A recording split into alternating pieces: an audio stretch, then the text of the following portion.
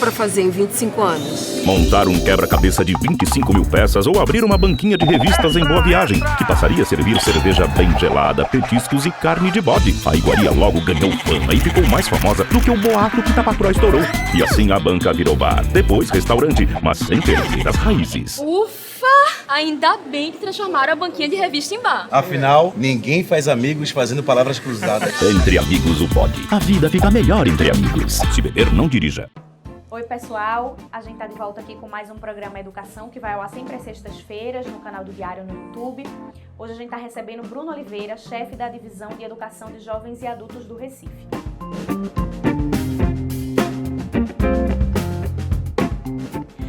Bruno, obrigado pela presença. Obrigado, Ana Maria, pelo convite. Eu queria que você começasse explicando um pouquinho o que é a educação de jovens e adultos. A educação de jovens e adultos, o tempo de ensino em sala de aula, ele é mais curto em relação ao ensino regular, se ele fosse cursar o ensino fundamental. Na EJA, o estudante ele faz em 5 anos todo o ensino fundamental. A proposta pedagógica da EJA, ela traz um pouco o dia a dia do estudante para a sala de aula.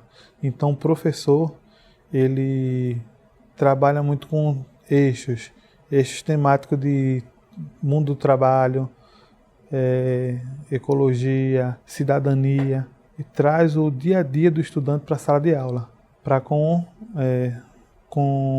esses temas trabalhar o conteúdo pedagógico.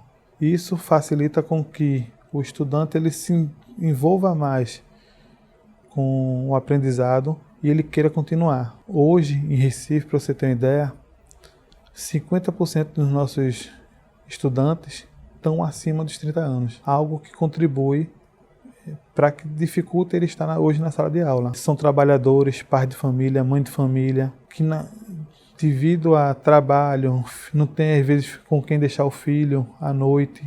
São o cansaço do trabalho. Isso contribui para que o estudante ele hesite em ir para a sala de aula. Quando o professor ele traz o dia a dia do estudante para a sala de aula, ele consegue se envolver mais, está mais integrado com a escola e uma grande probabilidade de ter continuidade. Isso tem tudo a ver com Paulo Freire, né? EJA tem muito a ver com Paulo Freire. Paulo né? Freire na essência. Como é que vocês têm visto essa coisa de Paulo Freire ser questionado pelo governo federal enquanto patrono da educação brasileira? Hoje a gente, mesmo com esse questionamento de Paulo Freire, está enraizado na educação de Recife a influência de Paulo Freire. E a gente está dando continuidade a esse trabalho e tentando um pouco mostrar à população que o que está sendo dito ou distorcido não é aquilo. E tem toda uma história anterior que deve ser valorizada.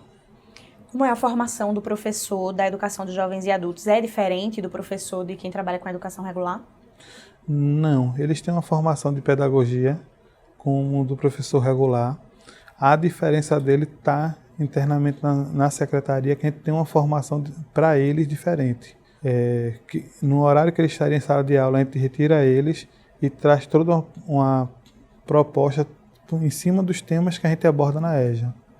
E em relação a esse horário de aula, só funciona à noite a educação de jovens e adultos? Como é que funciona em relação aos turnos? Na sua grande maioria é no turno da noite, mas a gente está com uma experiência que a gente iniciou o ano passado com os garis. A gente fez um levantamento com eles, conhecer um pouco a rotina deles e criou uma proposta. A gente tem uma turma diurna que acontece dentro da empresa em que contrata os garis, que é a Vital, que a gente está lá com 2 turmas, uma para o Fundamental 1 e uma para o Fundamental 2, que agora no final do ano eles devem estar concluindo essas turmas para poder dar continuidade. Recentemente, em um outro espaço de Recife, fez um levantamento, está em análise desses dados e estamos estudando possibilidades de ter essa flexibilidade de horário. Bruno, tem pessoas que dizem que a educação de jovens e adultos, às vezes, ela é menor dentro ali da pasta da educação e criticam isso. Você concorda? O orçamento hoje está dentro do que vocês precisam? Como é em relação a essa questão? Hoje, eu acho que a educação de jovens e adultos em Recife está muito bem assistida. Eu sempre gosto de destacar muito que, se a gente for comparar a educação de jovens e adultos de Recife com outros municípios, a gente está bem à frente. Recife tem uma coisa que eu valorizo muito, é a questão de aonde a gente tem educação de jovens e adultos. Se você conhecer a realidade de outros municípios, tem isso aqui em Pernambuco ou fora de Pernambuco. Eles trabalham nucleado. O que isso significa? Eles identificam a demanda em uma determinada região da cidade, abrem aquela escola e só aquela escola naquela região oferta. Hoje em Recife a gente tem escola que funciona só com a turma, para que a gente possa garantir que a educação chegue até a ponta que é nosso cidadão. Hoje, qual é esse universo que a gente está falando no Recife? Quantas escolas, professores, alunos? Hoje a gente tem 132 escolas que ofertam turma de EJA, tanto com turma do Fundamental 1 quanto do Fundamental 2.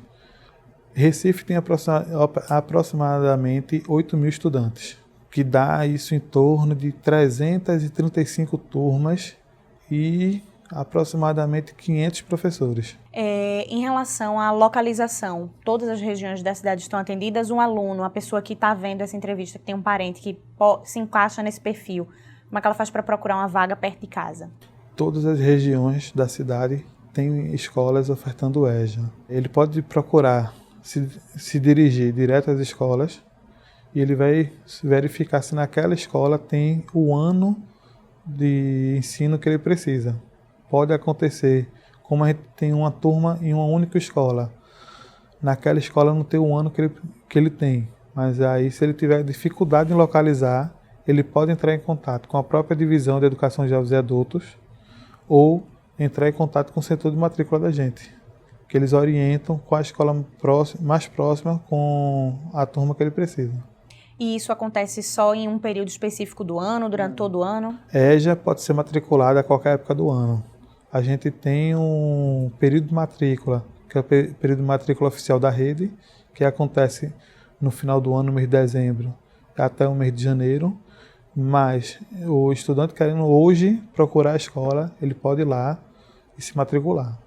Hoje, na sua avaliação, o Recife consegue fazer um trabalho para que todos os adultos que precisam e procuram consigam ser alfabetizados? Quais são os desafios futuros, na sua visão? Às vezes não é a gente trazer essa população para a sala de aula, é manter. Eles precisam estar muito motivados para eles começarem a enxergar em que, além da sala de aula, eles podem ter um mundo para eles conquistarem. Tem alguns depoimentos que eu guardo muito na memória. Vai fazer 2 anos que a gente fez uma experiência com as mulheres de uma cooperativa, Palha de Arroz. Fica ali próximo a Peixinhos, naquele limite entre Recife e Olinda. E tem um depoimento de Dona Linda Inalva, que ela me disse o seguinte, que ela procurou a escola, que ela queria se alfabetizar para realizar 2 sonhos na vida dela. Conseguir ensinar os netos a fazer a tarefa de casa. E o segundo é que ela já tinha casado 5 vezes. Ela queria casar uma 6ª, escrevendo o nome dela.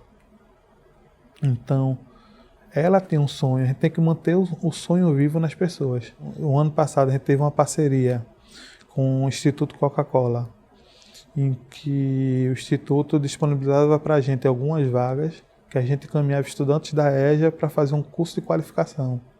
Então, era uma oportunidade que eles tinham para entrar no mercado de trabalho. Então, a gente vai buscando essas parcerias.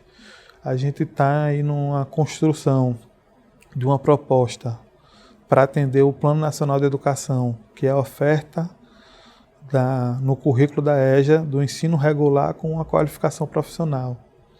A gente tem um piloto já funcionando com o curso de brinquedista e está criando um novo formato em cima dessa experiência para que a gente possa ampliar e dar à população mais uma oportunidade deles concluírem o ensino fundamental e também já saiam com uma iniciação de uma profissão.